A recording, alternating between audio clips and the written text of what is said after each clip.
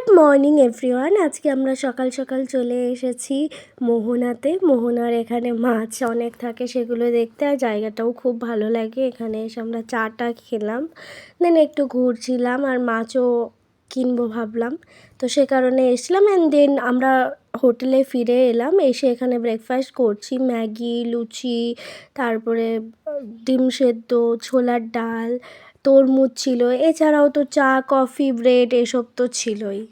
আমরা ব্রেকফাস্ট করে বেরিয়ে পড়েছি তাজপুরের উদ্দেশ্যে। তো আমরা এখন যাচ্ছি তাজপুর। আমরা এখন তাজপুর এসে গেছি এবং তাজপুরে যে হোটেলগুলো আছে সেখানেই এটা এসছি।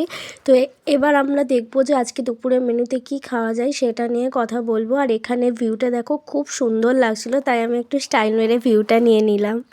এখানে আমরা কাঁকড়া বাছছিলাম কাঁকড়া খাওয়ার জন্য। আমি কাঁকড়া খুব একটা খেতে ভালোবাসি না, বাট জানি না আজকে খেতে ইচ্ছে হচ্ছে, তো এই জন্য দেখতে এলাম।